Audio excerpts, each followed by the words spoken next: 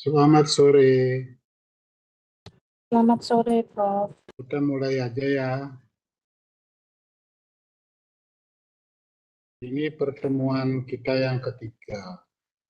Jadi saya dapat memberikan kuliah 3 kali. Ini yang ketiga ini.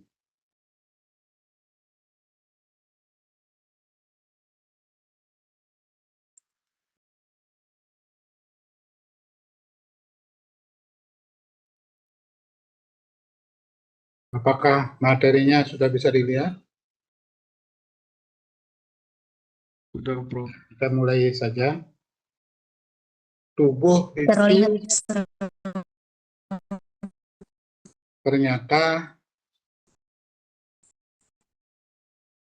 komposisinya mengandung cairan yang disebut dengan cairan tubuh. Nah, pada hari ini saya akan membahas 2 topik. Pertama, keseimbangan air dan elektrolit. Nah, ini termasuk cairan tubuh ini.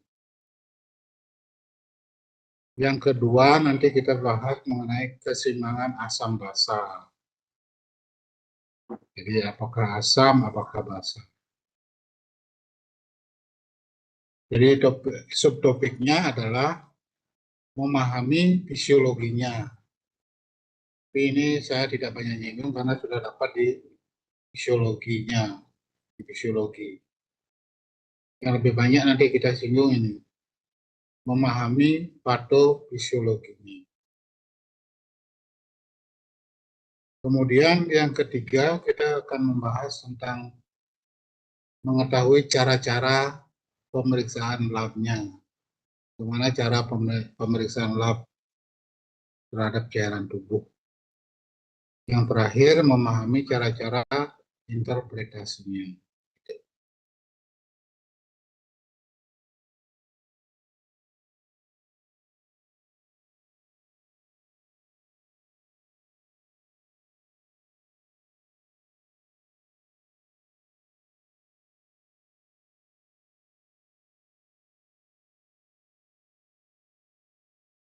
Mari kita mulai.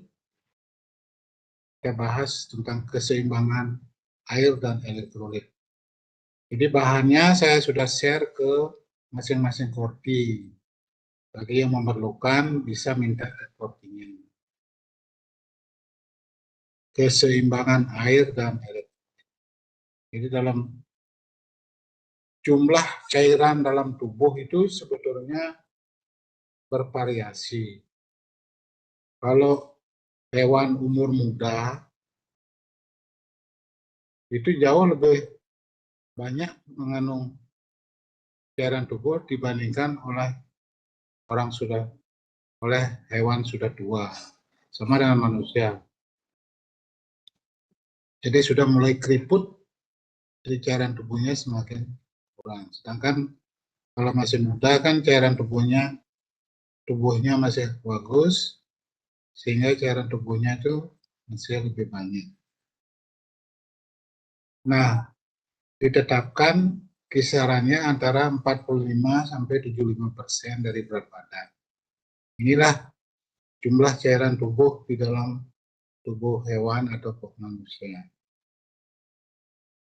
Nah, bagaimana pembagian cairan dalam tubuh? Ada 2 bagian. Yang pertama adalah cairan intraseluler. Cairan intraseluler.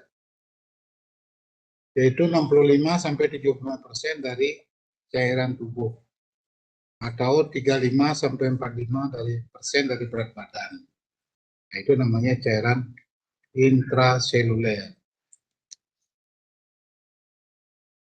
Yang kedua adalah cairan ekstraseluler, yaitu 25% dari cairan tubuh, lebih sedikit ya. Atau 15% dari berat badan, yang terdiri dari cairan interstisialis, 15% dari berat badan, cairan intravaskuler atau plasma, 5% dari berat badan, dan cairan transseluler, 1% dari berat badan. Nah, ini tinggal dihafal saja ini. Beginilah perbandingan cairan dalam tubuh.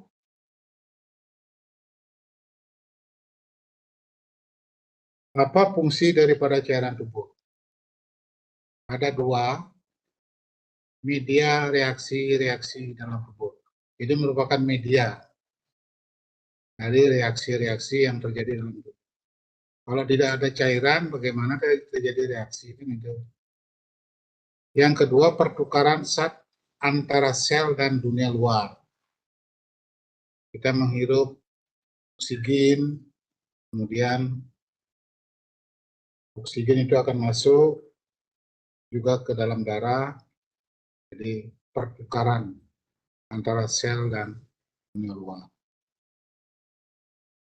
Nah, tentang keberadaan cairan tubuh selalu seimbang. Selalu seimbang.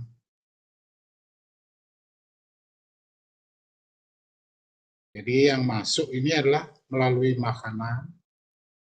Apa yang kita makan itu mengandung air, melalui minuman, apa yang kita minum, air, jus misalnya, itu mengandung air, dan metabolisme. Jadi dalam tubuh terjadi metabolisme karbohidrat, misalnya dia mengeluarkan juga cairan. Sedangkan yang keluar itu melalui urin, melalui feses, melalui pernapasan dan keringat. Nah, ini selalu seimbang. Coba aja buktikan. Kalau saudara malam-malam minum banyak, pasti kencingnya juga sering. Oleh karena itu, kalau malam jangan terlalu banyak minum. Nanti kencing terus mengganggu tidur. Jadi keseimbangannya adalah keberadaan cairan tubuh ini selalu seimbang. Nah, tentang kesatuan dan pengukuran zat dalam cairan tubuh, ini satuan-satuannya saudara bisa lihat langsung. Yang pertama itu miligram per desiliter atau miligram per 100 cc atau gram persen. Yang kedua gram per desiliter atau gram per 100 mili. Gram persen atau persen. Ini satuan-satuannya ya. Milimol per liter, kemudian mili ekuivalen per liter, kemudian miliosmol per liter, 1 milimol zat X itu sama dengan berat atom atau berat molekul daripada zat X dalam gram. 1 milimol sama dengan 1/1000 mol. Ini satuan-satuannya penting saudara ketahui kalau membaca nanti literatur tentang cairan tubuh, masih ada ini satuan-satuannya. Nah, tentang osmol itu apa? Ukuran atau satuan dari tekanan osmosis dari suatu larutan. Osmol.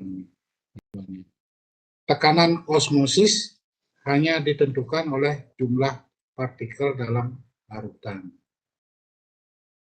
Memang membosankan kita belajar cairan tubuh ini, tapi tidak apa-apa dilakoni aja. 1 osmol sama dengan 1 mol zat yang tidak berdisosiasi. Contohnya glukose. 1 osmol glukose. 1 osmol, 1 mol glukose dalam 1